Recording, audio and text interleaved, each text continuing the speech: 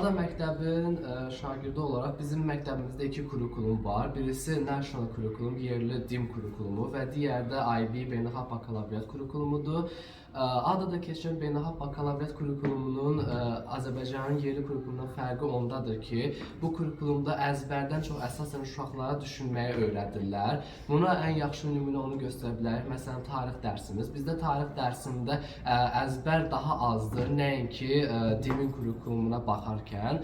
Bizdə imtahanlar əsasən esse yazmaqdır. Bizə verilən suallar insanların, uşaqların düşünmək qabiliyyətlərini əsasən inkişaf etdirmək yönlüdür.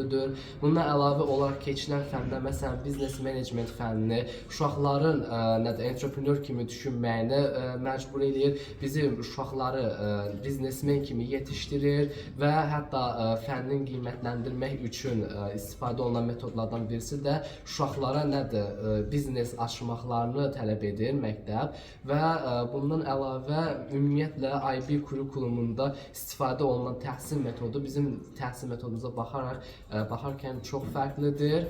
Məsələn, bizdə hər bir fəndən internal assessment deyirlər. Buna da əslində mini elmi iş kimi də xitab edirlər.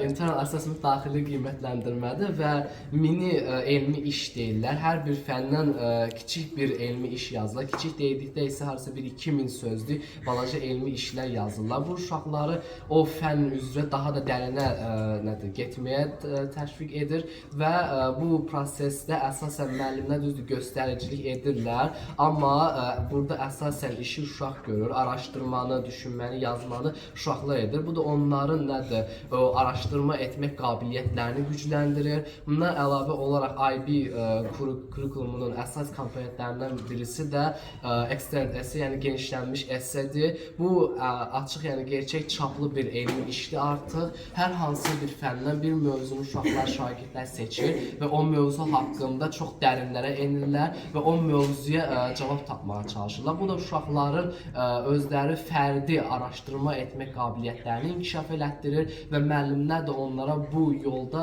göstərişlər edirlər ki, onlar elmi işlərini vaxtında tamamlaya bilsinlər. Bundan əlavə olaraq IB kurikulumunun bir əsas komponenti də CAS, Creativity, Activity, Service, yəni yaradıcılıq, aktivitə və servisdir. Bu komponent əsas komponentlərdən birisidir. Bunu keçə bilməkdə uşaqlara diplom verilmir. Bunun olmaq səbəbi isə odur ki, creativity, yəni yaradıcılıq, uşaqlar məktəbdəykən yaradıcı işlərlə məşğul olmalı, rəsm, rəqs və ya başqa incəsənət növləri ilə məşğul olmalıdırlar.